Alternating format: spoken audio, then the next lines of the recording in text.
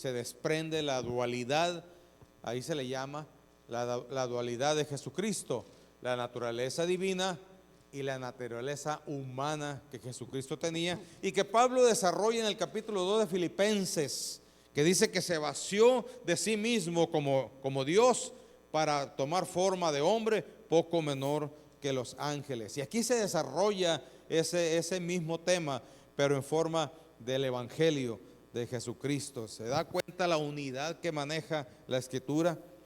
Así es que lo que realza aquí en este pasaje bíblico es en el versículo 7, que dice: y trajeron el pollino a Jesús y echaron sobre él sus mantos y se sentó sobre él. También muchos tendían sus mantos por el camino y otros cortaban ramas de los árboles y las tendían en el camino.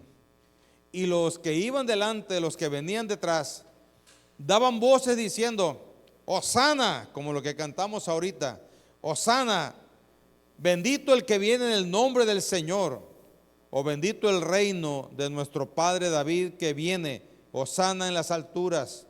Y entró Jesús a Jerusalén y en el templo. Aquí habla de que este mismo día domingo, o este primer día de la semana, entró Jesús no solamente a Jerusalén, sino que, y fue reconocido como rey, sino que fue directamente al templo. También nos pasamos, hermanos, a lo que es Lucas. Lucas capítulo 19, verso 20 en adelante. Y aquí Lucas presenta al Rey Salvador divino y humano. Recuerde, acá vimos al rey que tiene su naturaleza divina y humana, pero aquí no solamente habla de la naturaleza de Jesús, sino que Lucas desarrolla que es el Salvador humano, pero que es divino. Es interesante cómo la misma Escritura nos va abriendo el entendimiento para entender acerca de nuestro Señor. En este proceso que aquí habla la Escritura,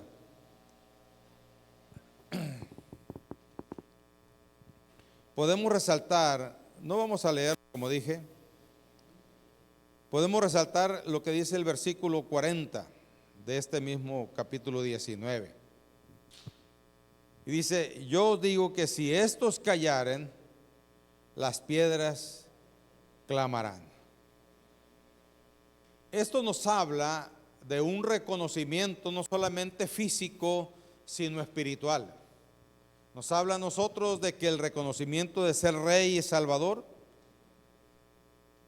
es un reconocimiento que se maneja en lo terrenal y en lo espiritual. Ese Rey Salvador divino y humano se mueve tanto en la tierra como en el cielo. Es por eso que la Escritura también dice: todo lo que atáremos aquí en la tierra será atado en el cielo, y todo lo que desatáremos en el cielo será desatado en la tierra.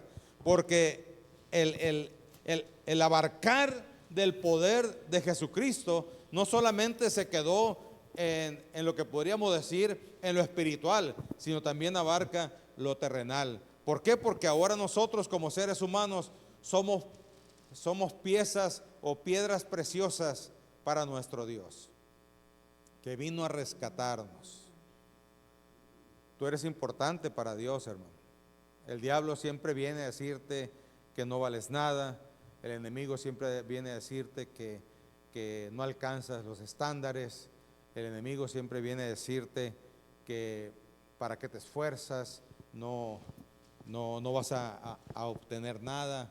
¿Para qué sigues siendo fiel si no tienes la plenitud? Y una serie de mentiras que el diablo viene para que nos sintamos menos, para que nos sintamos los que no tenemos oportunidad. Pero quiero decirte en el nombre del Señor que Dios tiene una especial vista para ti y para mí y para cada uno de nosotros, y que eres importante para Él, porque precisamente por nosotros vino a morir. Y lo refleja cuando el libro de Mateo habla en el capítulo 4 acerca de las tentaciones de Jesús, el diablo le ofrece a todos nosotros. Le dice, le ofrece a todos nosotros, le dice, mira, yo soy el dueño de todos los reinos. Solamente tú póstrate, adórame y yo te lo voy a dar. Jesús, si él se hubiera desenfocado, si fuera de los que les gustara conseguir las cosas fácilmente y no como deben de ser, hubiera caído en esa tentación. Pero Jesús no cayó en esa tentación. De hecho, cada una de las 4 tentaciones de Mateo 4 fue tentada a cada área de la vida del ser humano, de Jesús, ser humano y como divino. Y era muy sencillo el propósito, que Dios venía o que Jesucristo venía por nosotros. Y no le gustó el camino corto, el camino fácil. O, ¿cómo decimos? Agarré un atajo. Jesús no es de atajos, hermanos. Y nosotros tenemos que aprender es eso de nuestro Señor. Tenemos que aprender que debemos de entrar por lo que está establecido. ¿Por quién? Por Dios. Él mismo, y ya lo he platicado muchas veces con ustedes, él mismo como humano, él tuvo un conflicto interno, ¿verdad? En el Getsemaní. Y puedo ver, por lo que la Escritura habla de ese momento, puedo ver que ese conflicto fue muy fuerte, porque dice que sudó gotas como de sangre. Y hermanos, la única evidencia que nosotros hoy podemos comparar es el famoso dengue hemorrágico. ¿Y sabe cuál es el dengue hemorrágico? Que las plaquetas se van, se bajan. Y por eso las personas empiezan a sudar o dejan de coagular y empieza a salir la sangre. ¿Ok? Entonces, el punto crítico de Jesús en ese momento fue precisamente tan terrible que su cuerpo fue tocado en lo profundo, ¿verdad? Que empezó a sudar gotas como de sangre. Entonces, podemos ver el sufrimiento, pero también la tentación como ser humano.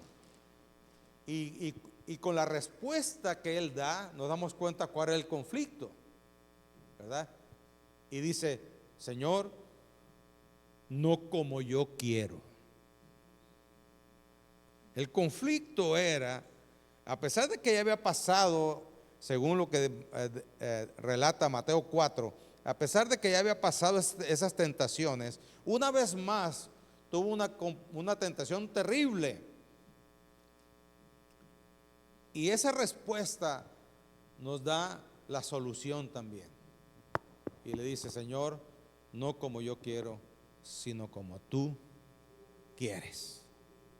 La respuesta, hermanos, a los conflictos con nuestras tentaciones, la respuesta que Dios tiene para con nosotros, con los problemas, con las circunstancias, como nuestras tentaciones, como dije, pero sobre todo nuestra división interna es precisamente que nosotros tomemos una decisión y le digamos, tenemos esa facultad nosotros.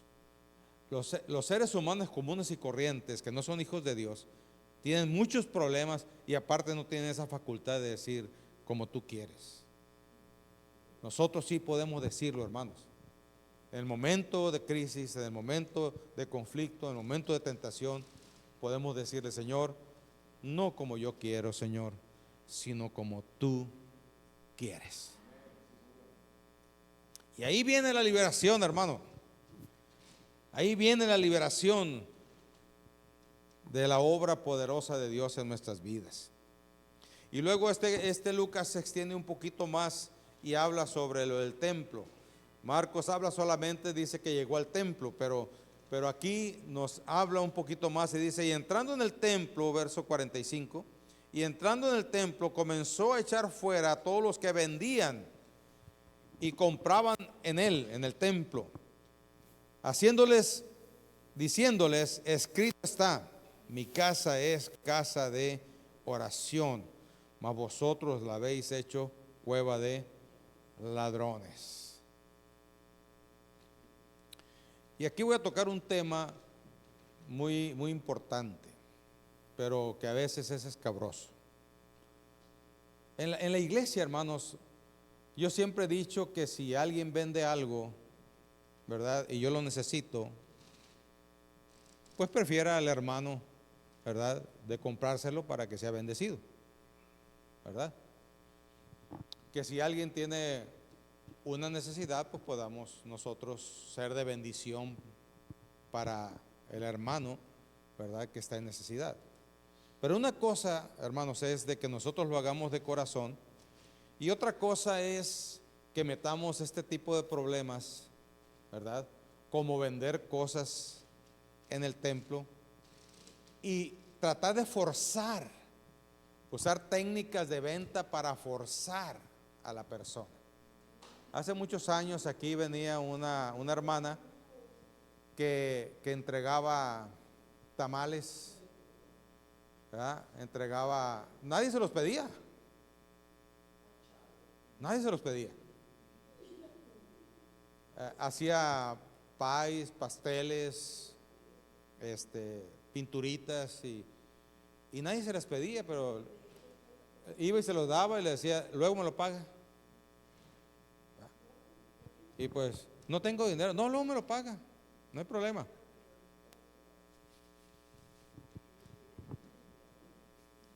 No hay problema, ¿verdad? Y como digo, no, si alguien quiere unos tamales, pues qué bueno, ¿no? Que yo vaya y se los compre, ¿verdad? Bendigo al hermano o a la hermana y todo eso, pero una cosa es de que, tenga, aquí están 10 tamales. Oiga, pero es que yo no quiero tamales, luego no se preocupe, luego me los paga, no hay problema, ¿qué hace con ellos? Obligamos a las personas, ¿sí? Aquí trata un asunto muy serio porque a veces nosotros con el afán de ayudar, ¿verdad? Nos metemos en esos, no distinguimos ese principio tan importante de entender para qué es la congregación o para qué es la iglesia. Si yo necesito un servicio, ¿verdad? En mi casa, y hay, por ejemplo, un problema eléctrico, y si algún hermano de aquí sabe electricidad, pues qué bueno que el hermano sea bendecido, ¿verdad? No hay ningún problema. O si alguien vende, ¿qué se le ocurre? Persianas.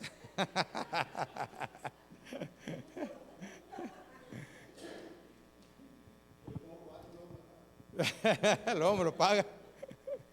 Sí, y a veces nos pasa como a mí me pasaba cuando estaba pequeño. Yo tenía un problema serio hasta que mi mamá me sacó de allí, ¿verdad? Yo andaba queriendo comprar una puerta de casa. Sí. Bueno, supo la idea, ¿no? Andaba queriendo comprar una puerta y ni casa tenía, ¿no? Entonces, hay veces que nos agarran en esos 5 minutos a nosotros, ¿verdad? Y andamos queriendo comprar cosas que no ocupamos. Pero hay de todo, pues, ¿sí? Aparte de las persianas, porque si yo ocupo una persiana, qué bendición poder ir con el hermano y decirle, hermano, necesito unas ventanas. Pero otra cosa es de que el hermano diga, tenga, ahí le va esta persiana, a ver qué hace con ella, ¿verdad? No, es diferente. Yo creo que tenemos que entender eso. Igualmente, hermanos, con los préstamos. Tenemos que tener mucho cuidado, ¿sí? Tenemos que tener mucho cuidado, ¿sí? Yo siempre le he dicho a usted, si usted necesita un préstamo es porque no lo ocupa. Usted no está, mande, no está administrando bien, pero aparte de eso no está confiando en Dios. Es por eso que no vemos milagros, hermanos, ¿sí? ¿Por qué? Porque queremos solucionarlo a nuestra manera, a nuestra forma. Y no queremos ver cómo Dios nos quiere bendecir, sino que pedimos prestado y luego andamos metidos en problemas. ¿Sí? Yo he tenido problemas aquí en la congregación con personas que piden prestado y no pagan. ¿Sí? Con personas que fían, y lo peor es que a veces piden fiado y cuando les cobran se enojan. Hace muchos años teníamos nosotros aquí hacíamos talento. ¿Sabe lo que es eso? Hacíamos comida para que al final del culto los hermanos comiéramos y era una buena onda. ¿Por qué? Porque de igual de ir a gastar en un restaurante, alguna situación, pues comíamos aquí, pagábamos, colaborábamos con los hermanos y servía para ir avanzando las cosas del templo. Era buena idea, ¿verdad? Pero algunos empezaron a pedir fiado. ¿Verdad? Había otros que ni decían nada, comían y se iban. ¿Verdad? Es terrible cómo nosotros traemos costumbres del mundo, ¿verdad? A algo que es el reino de Dios. Aquí somos diferentes, o debiéramos ser diferentes. ¿Sí me explico? Entonces, yo tuve que prohibir, fíjese hasta dónde llegamos, porque pusimos a una hermana que cobrara, ¿verdad? Y pobrecita la hermana, que oro por ella, ¿verdad? Porque ella ya está lejos de aquí, pero está muy imposibilitada. A lo que voy es de que la nombramos a ella y ella de buen corazón, hermano, pues, oye, pues si debes, ¿verdad? Y si no tienes todo, pues abona, ¿verdad? Pues salía de pleito con los hermanos, ¿verdad? Salía de pleito, pobrecita, ¿no? Y hasta que dije, ¿sabe qué, hermanos? Fiados a nadie. Se acabó. Y tuve que hablar con la congregación, así como estoy hablando así con ustedes. Hermanos, a partir de hoy no se fíe, se cancela esa situación. Y por favor, si usted come, pague, no se vaya sin pagar, porque usted se está convirtiendo de una forma u otra en un ratero, en una persona sin vergüenza. Usted está diciendo eso de su vida. ¿Sí? ¿Ok? Entonces, usted tiene que hacerlo así. Y ya separó eso, gracias a Dios. Separó eso, ya fue algo más diferente y manejamos un tipo de bendición diferente. ¿Por qué? Porque a veces no sabemos entender dónde estamos. Y aquí Jesús lo que nos está diciendo es de que debemos aprender en dónde estamos, para qué estamos aquí como iglesia, para qué somos una congregación. Y tenemos que entender que esto no es negocio. Todo lo que tú das, lo das voluntariamente, nadie te está cobrando. Y si en algún lugar te cobran, pues salte de ahí, porque no es un principio bíblico. ¿Sí? Si tú das tu ofrenda es porque tú la das voluntariamente, consciente de que es un acto de agradecimiento. Si tú das tus diezmos es porque tú quieres, porque tú quieres obedecer lo que la Escritura dice. Es un acto de obediencia. Eso nadie te lo puede obligar, es un acto personal tuyo. ¿Sí me explico? Si tú traes las primicias, las primicias es un acto de fe. Entonces, si alguien te obliga, es un error. El amor que yo les ofrezco y el que ustedes me ofrecen es voluntario, hermano. ¿Sí me explico? No, hermano, es que tú me tienes que amar, como me dijo una vez una persona.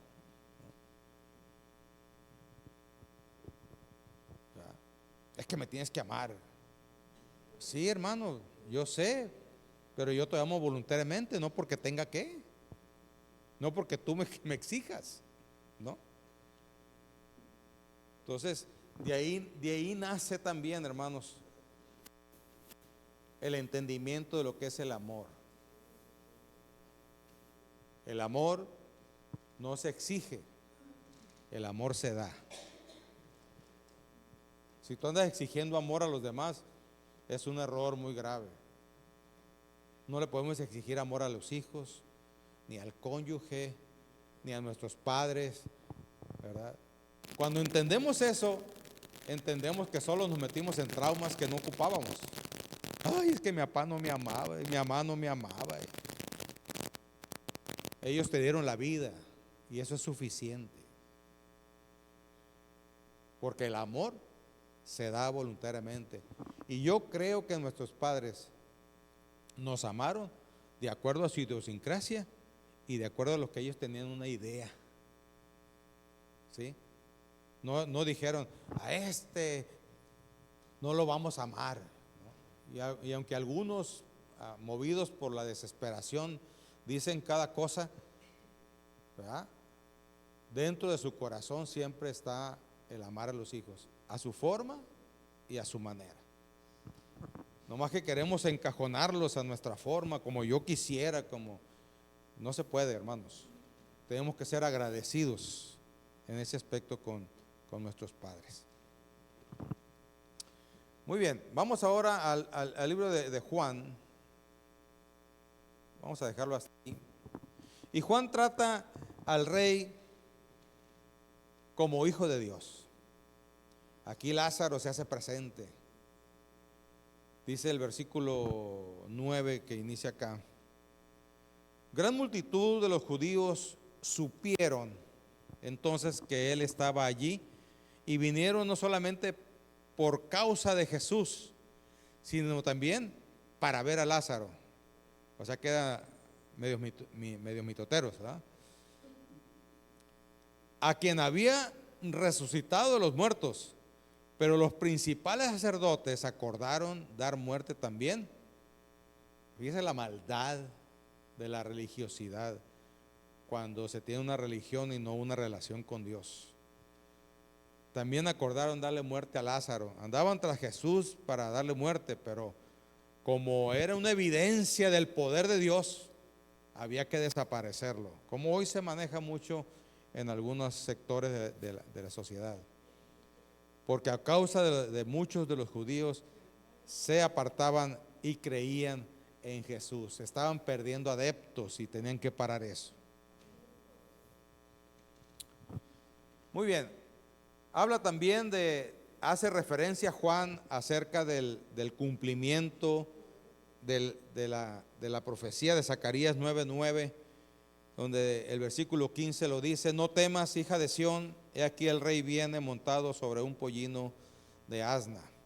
Y el verso 17 nos habla de algo muy importante. Y daba testimonio a la gente que estaba con él, o sea, con Jesús, cuando llamó a Lázaro del sepulcro y le resucitó de los muertos, por lo cual también había venido la gente a recibirle, porque había oído que él había hecho esta gran señal. Oiga, qué tremendo.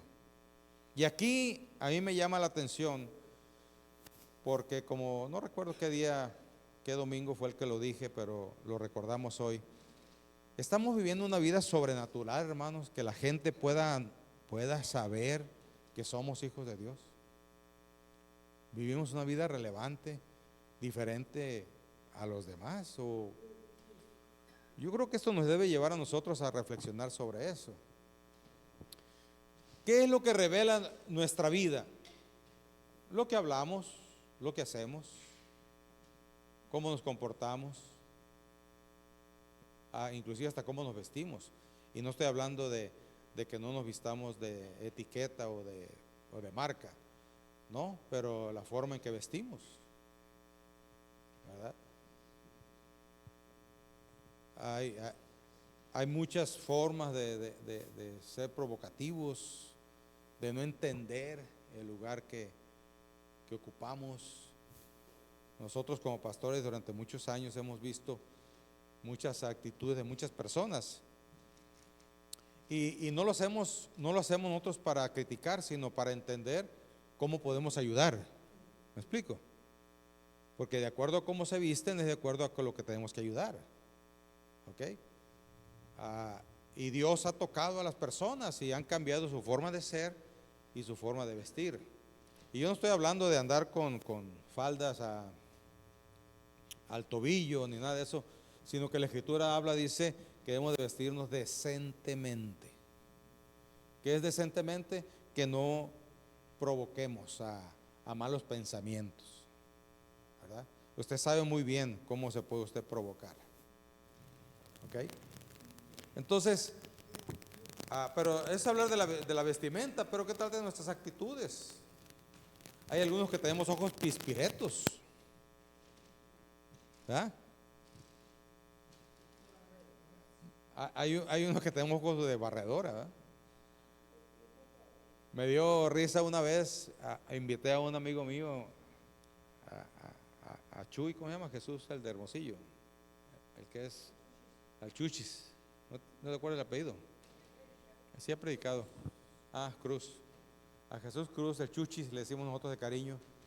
Él es un promotor de misiones y él vino a promocionar unos cursos para misioneros y unos artículos y cosas así por el estilo, y lo invitamos a predicar y vino y predicó.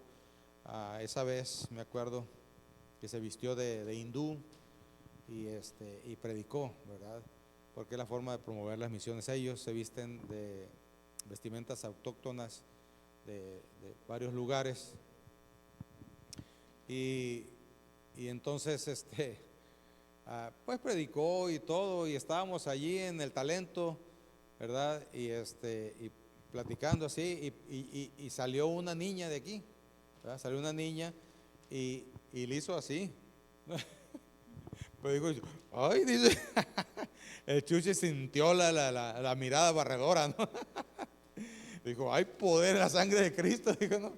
Entonces, lo que quiero decir es de que tenemos nosotros que entender que hasta como miramos, somos y decimos lo que somos.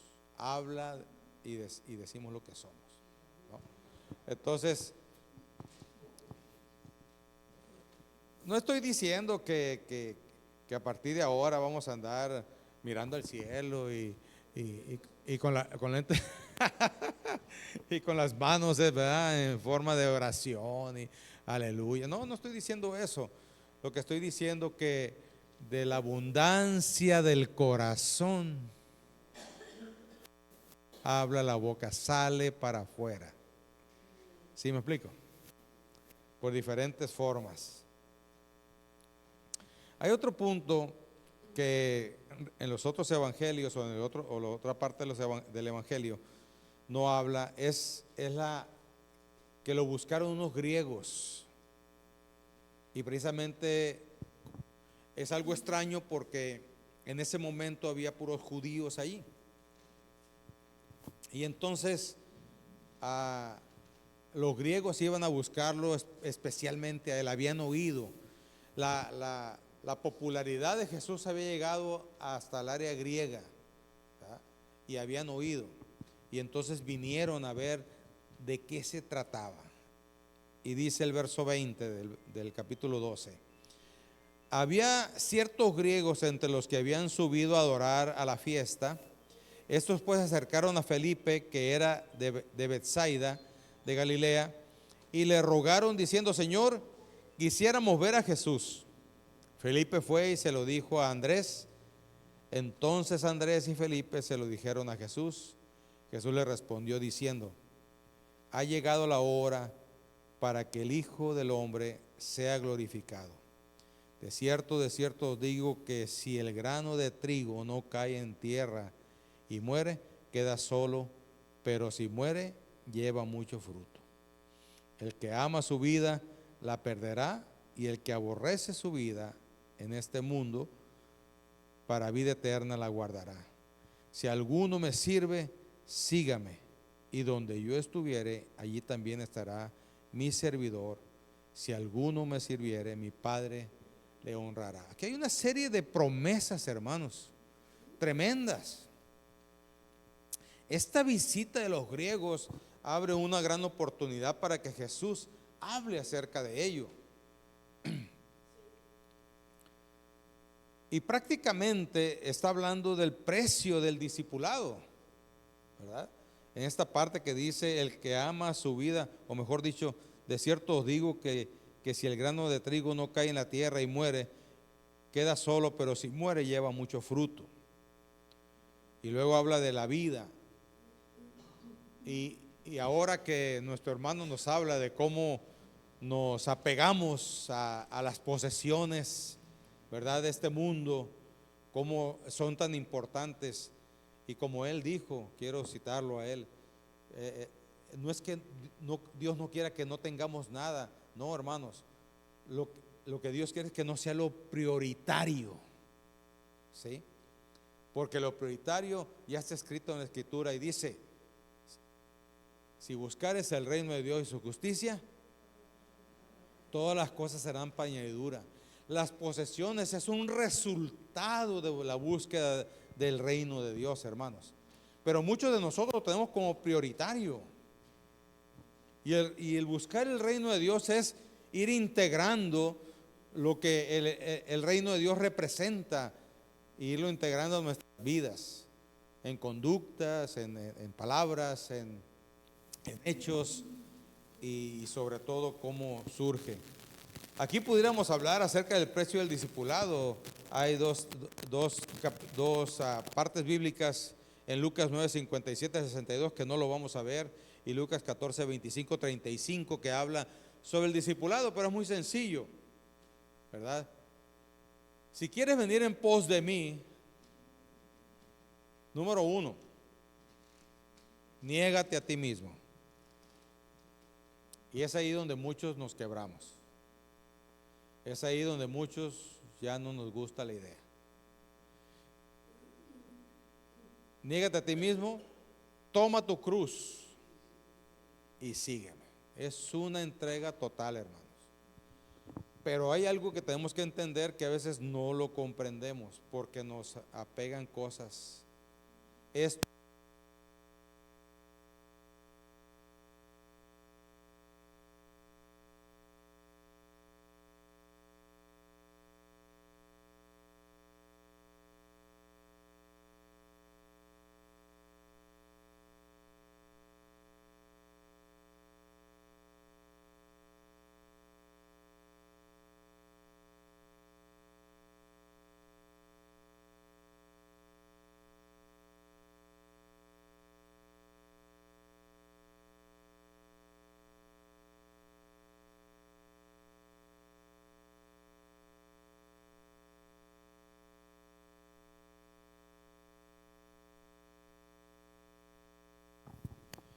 a mí me duele mucho, hermanos. A muchas personas yo veo que yo veo gente noble, que valiera la pena, ¿verdad? O nuestros parientes que los queremos tanto, ¿sí? Pero esto es voluntario. Como dije hace un momento, yo quisiera tener algo como obligarlos, ¿sí? Pero esto es voluntario. ¿Y cuando nosotros nos ponemos disponibles? Cuando nos truena. Económico, emocional, ¿qué más? Salud, trabajo o relaciones. ¿Mande? O un duelo, ¿verdad? Que sentimos mucho nos duele mucho la partida de un ser querido, y es cuando nuestra humanidad se quiebra y entiende que hay un ser supremo, y entonces está dispuesto a levantar sus ojos al Señor. Pero esto no es necesario. Pero somos tan necios, ¿qué más podemos decir? Necios, duros de servir, ciegos, testarudos, contumaces. ¿Qué más? ¿Qué más dijo, no? Egoístas, soberbios, ególatras, fanfarrones. Yo le llamo lurios. Somos muy lurios.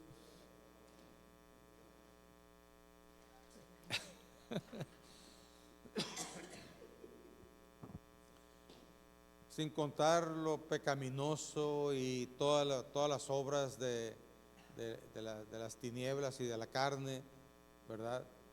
Hermanos, es increíble cómo el ser humano se desarrolla en este mundo y que a veces solamente lo queremos para que nos dé.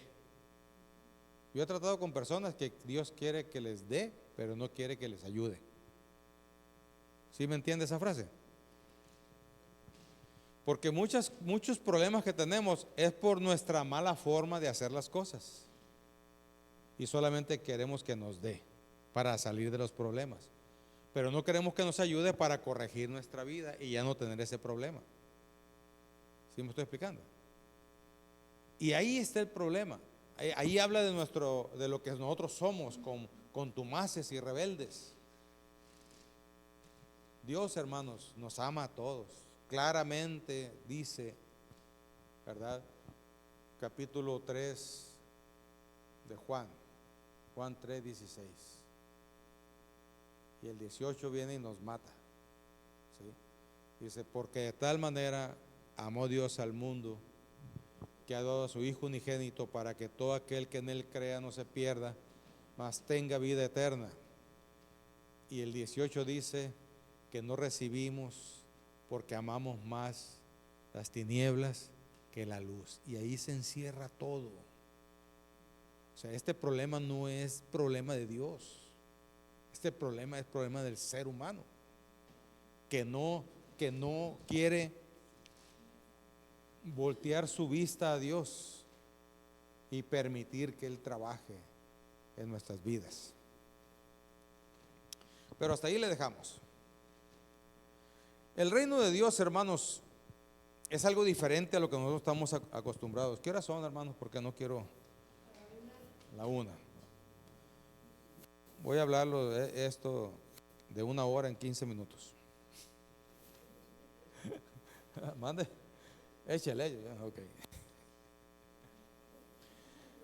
Capítulo 18, hermanos, de Juan, verso 36. Mire qué interesante.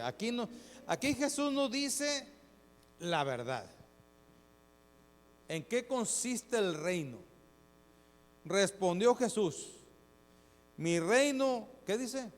No es de este mundo. Estamos aferradísimos nosotros a este mundo. Si mi reino fuera de este mundo, mis servidores pelearían para que yo no fuese entregado a los judíos.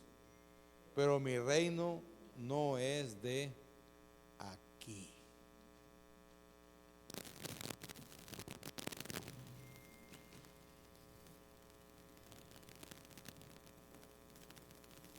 Lo que no es el reino de Dios, hermanos, tenemos que entenderlo.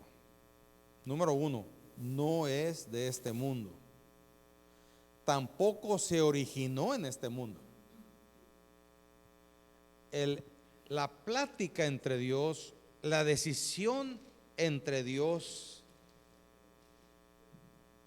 cuando hubo el momento del rescate, de que ya el ser humano tenía la condición para ser salvado, ¿sí?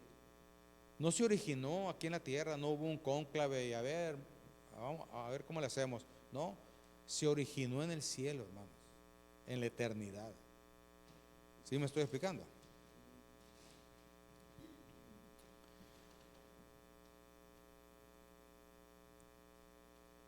El reino de Dios no procura conquistar el sistema mundial. Jesús no vino a establecer una teocracia político-religiosa, ni a aspirar el dominio mundial. Que algunas religiones tratan de mantener esa unión entre el Estado y la iglesia. Por eso la iglesia cristiana está a favor de la separación de la iglesia y el Estado.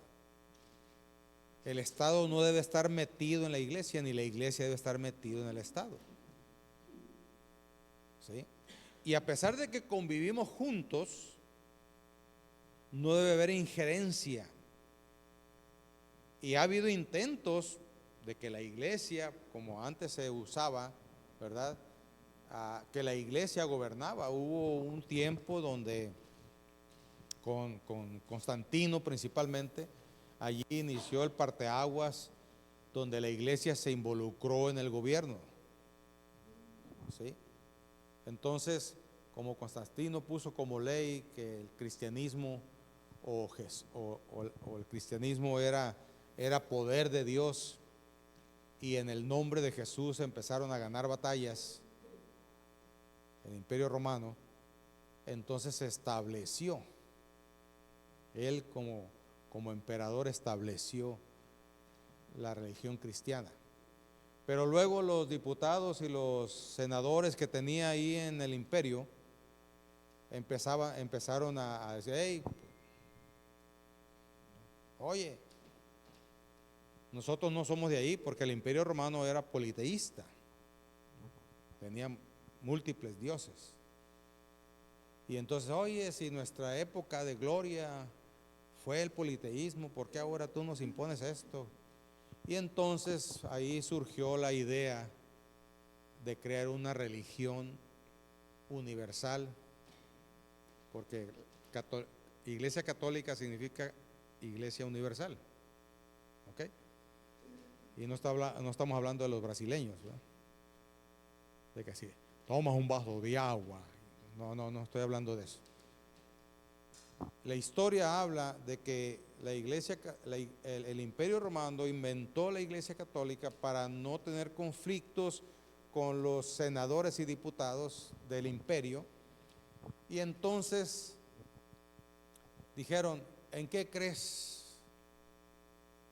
Pues en esto, tráetelo para acá.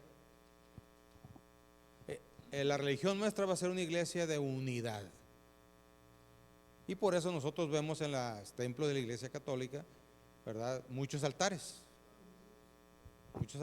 y muchos dioses y muchos santos y muchas cosas, ¿verdad? Y crees en un palo, tráetelo para acá.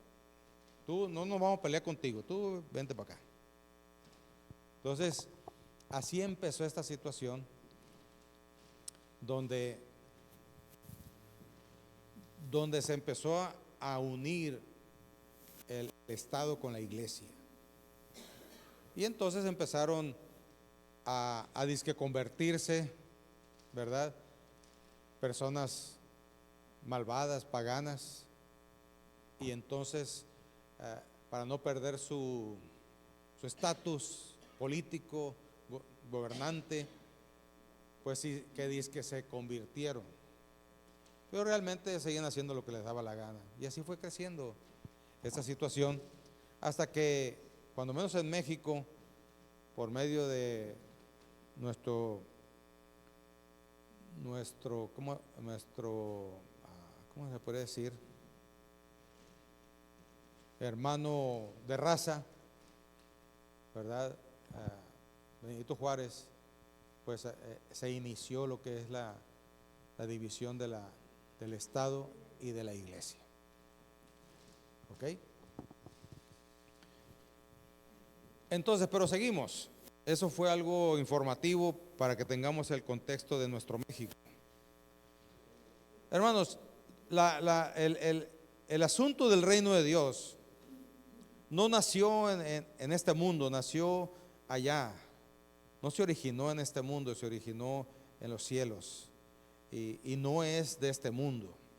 Pero tenemos que entender también que nosotros, ahí les va otro entre, hermanos, abusados. Por eso nosotros no nos aliamos con ningún partido político. ¿Me escucha? Usted puede tener el partido político que usted quiera, ¿ok? Como ciudadano mexicano, usted tiene el derecho, ¿ok? Y la iglesia lo respeta. Y por eso nosotros, inclusive en nuestra constitución, tenemos en una ley de acciones religiosas que nos prohíbe hacer promoción desde nuestros púlpitos. ¿Ok? ¿Por qué? Porque nosotros como iglesia no debemos nosotros tener un partido político. Por eso cuando hablamos de votar, lógicamente debemos de votar o seleccionar a nuestro candidato de acuerdo al tipo de vida o al tipo de pensamiento o de conducta que la persona tenga, ¿verdad? Nosotros no podemos apoyar a personas que vayan en contra de la vida, que vayan en contra de las instituciones establecidas por Dios. No los podemos apoyar, ¿sí? No estoy hablando de ningún partido político, ¿me explico? Porque nosotros somos los que decidimos y se supone que tú decides de acuerdo a lo que Dios ha hecho en tu vida, ¿sí? Entonces, si Dios ha hecho una obra en mi vida, entonces yo debo apoyar, ¿verdad?, lo que es el matrimonio, lo que es la vida, lo que es las libertades, siempre y cuando no vayan en contra de lo establecido por Dios. ¿Me explico? Porque hoy en día hay una cultura que se le llama así, una cultura de la muerte, y se está apoyando mucho. Y por eso está teniendo éxito en el mundo las leyes a favor de la eutanasia. Aquí en Latinoamérica le llaman morir dignamente, ¿verdad?, como una frase muy bonita. Pero no se trata de morir solamente, hermanos, ¿sí?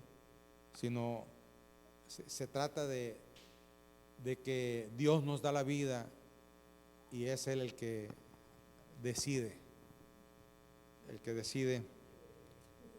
hasta dónde llegamos.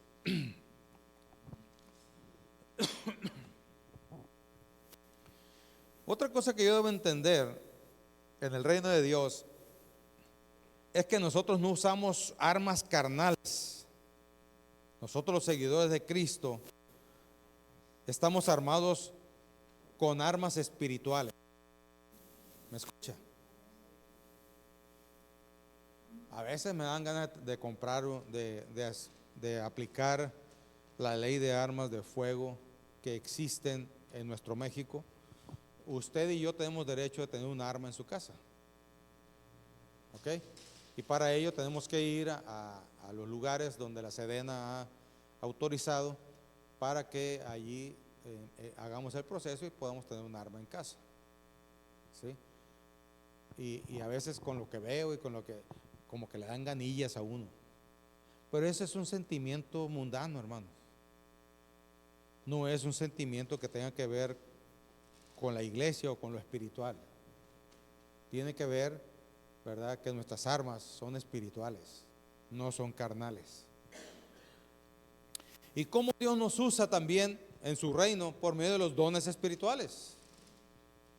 Si usted quiere saber cuáles son, ya lo hemos platicado mucho. Romanos capítulo 12, ahí viene una lista de los dones de capacidades que Dios nos da. Primera de Corintios 12 nos habla de los dones que el Espíritu Santo otorga a la iglesia para el trabajo y el servicio.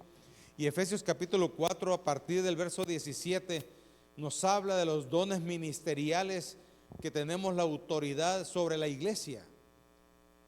¿Sí me estoy explicando? Porque somos los que marcamos la pauta. Lógicamente, bíblicamente, no porque ocurrencias personales, sino que se supone que Dios ha llamado a personas que vamos a aplicar la escritura para cada acción. Así es que, hermanos, en este reino, Dios no va a usar tu mal carácter para hacer las cosas. ¿Amén o hay? ¿Sí? Si tú quieres paz en tu casa, si tú quieres paz, no va a usar Dios tu mal carácter, porque el mal carácter no produce paz. ¿Me explico? Va a usar ese toque especial que nos lleva a entender que si alguien me hace mal, yo debo hacerle un ¿qué? Un bien. Ese es el pago. En el reino de Dios ese es el pago. ¿Sí? Págale con un bien al que te hizo un mal. Entonces tenemos nosotros que integrar lo que es el reino de Dios en nuestras vidas. y poder entender cómo es que se desarrolla esta situación. Así es que nuestras armas son espirituales. Y la Biblia nos los enseña muy bien, diciendo que nuestras armas no son carnales, sino provistas por Dios para derrumbar ¿qué? Fortalezas, que es el principal problema de la raza humana que sufre espiritualmente.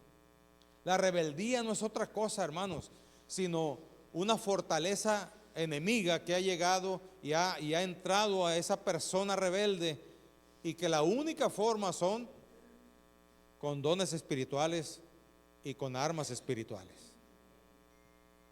No es de que tú te sientes fuerte, yo estoy más fuerte y ahí te va. No, no es así.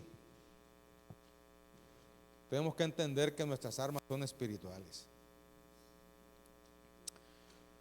Lo que sí es el reino de Dios, hermanos, o el reino de Jesucristo, es que abarca su gobierno, señorío, poder y actividad espiritual en la vida de quien lo recibe y obedece su palabra de verdad. Sabes que tú tienes autoridad, y esa no es necesidad de que alguien te lo reconozca.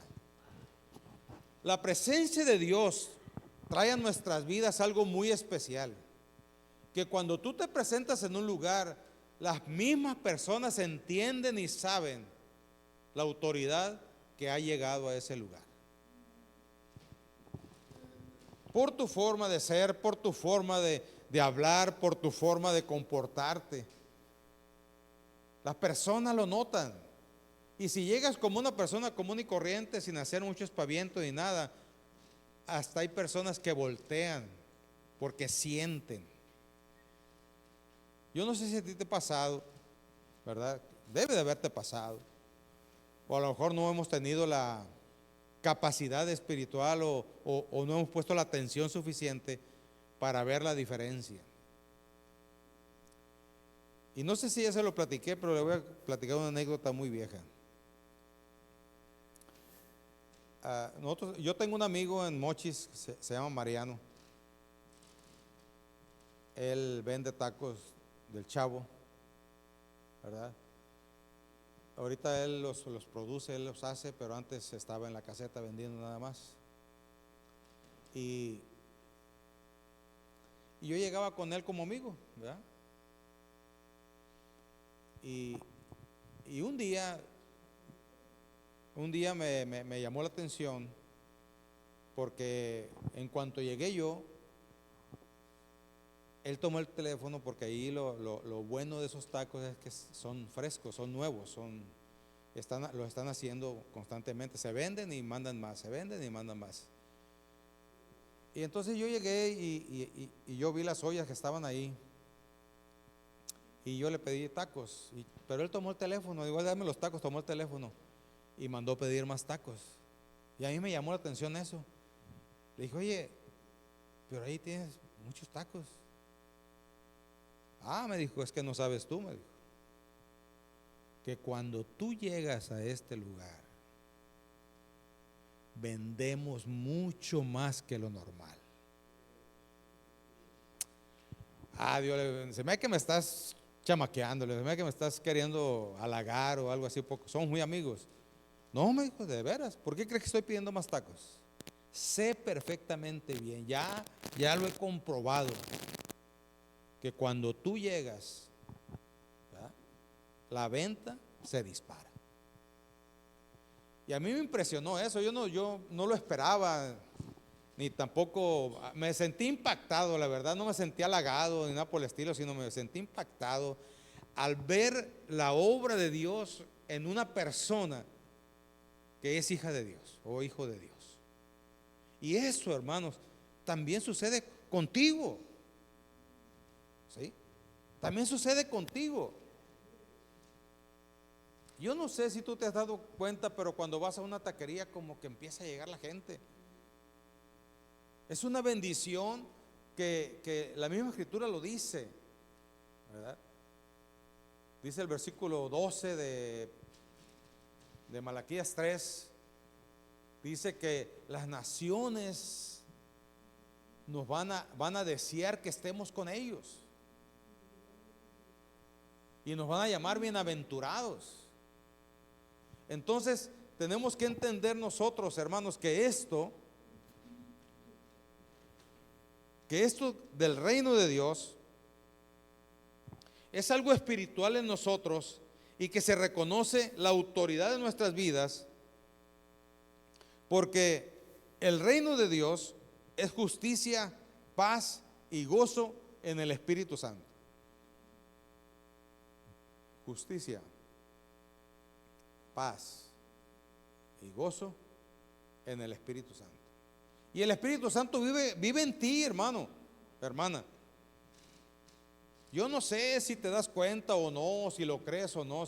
Si no lo crees, debes de creerlo. Y si tienes dudas, pon a prueba al Espíritu Santo. No creas que el Espíritu Santo se asusta. Ay, me va a descubrir que no estoy. No, ponlo a prueba. Dios se manifiesta así, con pruebas para ti, no para Él. La única forma en que te vas a dar cuenta es cuando tú pones a prueba a Dios. ¿Sí? Como le dije una vez a una hermana: hermano, yo quisiera que mi esposo volviera. Mira, hermana, ¿quiere saber ya si va a volver o no? Porque fue lo que me dijo: quiero saber si va a volver o no. Pero está lista para recibir la verdad, ¿verdad? Porque si no, pues vale más, ahí le dejamos. No, sí, muy bien, hermana. Ahorita vamos a hacer una oración y le vamos a pedir a Dios, ¿verdad?, que si en 15 días su esposo no regresa, ya no va a volver nunca. ¿Me explico?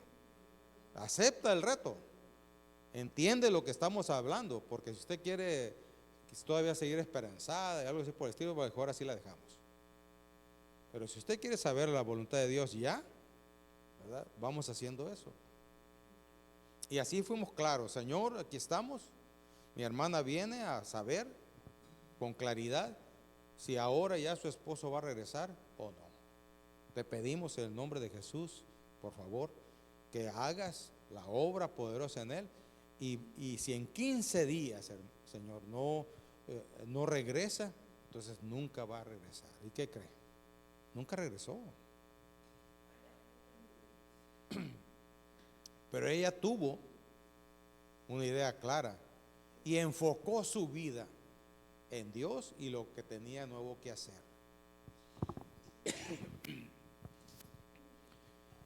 Siguió con su vida, ¿verdad? Y ahora vive en Estados Unidos, ahí creo que en Tucson. La última vez que supe estaba en Tucson. Pero ya entendida, ¿verdad? Ya se volvió a casar, ¿sí? Y ahora es fiel cristiana como hija de Dios. ¿Me estoy explicando? Y estoy hablando de algo negativo, pero yo he visto cómo Dios ha obrado cuando le decimos así: Señor, te pido por favor, no para probarte a ti, Señor, sino para yo entender, ¿verdad? Para yo entender. Y te pido, y Dios ha hecho la obra, y lo que le hemos pedido, Dios lo ha hecho. ¿Sí? Dios lo ha hecho. Entonces,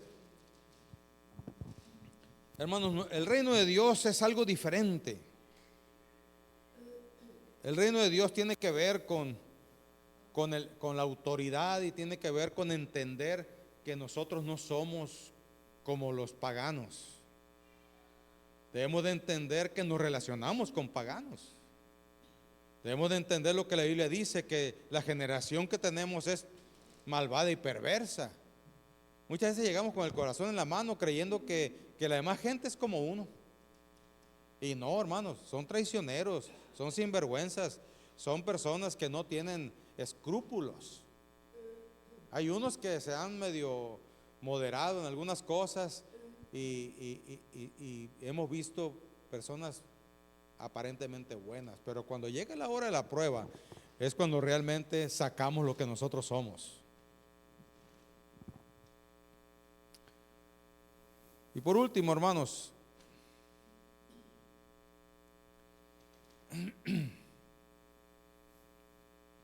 Pero antes de seguir, antes de pasar. Sí. La iglesia del Nuevo Testamento, escúcheme bien, solo encontró el poder de Dios cuando renunció al poder terrenal. Si nosotros no renunciamos a la vida que llevábamos en el pasado, no vamos a poder disfrutar en plenitud la nueva vida que Dios ha o tiene para nosotros. La iglesia primitiva y la iglesia a través de los años, cuando ha tomado la decisión como Jesús la tomó, Señor, no como yo quiero, no como en forma terrenal pienso, sino como tú quieres. Entonces ahí Jesús se dispuso y Dios hizo la obra. Si no tuviéramos salvación nosotros, hermanos. Pero la culminación del plan de Dios se llevó a cabo por esa decisión, como tú quieres, Señor. Pero mientras que la iglesia se mantenga, porque como dije yo es voluntario y la iglesia se mantiene en forma voluntaria, en obediencia a Dios, debo entender que si el reino de Dios está en mi vida, entonces debo renunciar a lo terrenal. Y podemos ver la libertad, la liberación. Ahora, hermano, esta decisión no es de una vez por todas. Tenemos que ir renunciando una por una. El ser discípulo de Jesús nos lleva tiempo, porque el discípulo aprende, lleva tiempo. Pero hay que no dejar no quitar el pie la mano del renglón o el pie del renglón. Y por último, como dije, el reino de Dios o el reino de Jesucristo será en el futuro el reino y gobierno de Cristo que estará finalmente en el cielo con una nueva y una tierra, un cielo y una tierra nueva. Ese es el final. Eso es lo establecido por Dios. Los procesos ya los conocemos. Pero hermanos, el reino de Dios en eso consiste. No perdamos de vista esto. Si proclamamos a Jesús como Rey, aceptemos su reino en nuestras vidas. Amén. Pongan sobre sus pies y le decimos al Señor: Señor, tú eres mi Rey, yo soy tu discípulo, yo soy tu siervo. Aquí estoy, Señor, quiero vivir el reino de Dios. Y en este día, Señor, que festejamos la entrada triunfal como Rey, queremos, Señor, reforzar nuestro compromiso contigo y decirte que tú eres nuestro Rey y que hemos aceptado los principios, las normas y lo que está establecido del reino de Dios en nuestras vidas. Porque así como tienes un nivel espiritual, también hay un nivel terrenal, Señor. Y tú te manejas en esos dos niveles. Nosotros somos tus hijos, somos tus siervos, somos tus servidores. Porque si alguien quiere ser grande en el reino de Dios, tenemos que ser servidores. Así que en el nombre de Jesús aquí estamos. Quítanos todo lo que estorba en nuestras vidas, todo aquello, Señor, que no nos deja avanzar, todo aquello, Padre, que pone niebla en nuestra mente, en nuestro corazón, todo aquello que pone indecisión en nuestro interior. Señor, líbranos, Señor. En el nombre de Jesús de Nazaret te lo pedimos. Muchas gracias, Padre, por tu amor y tu misericordia. Y vamos a cantar.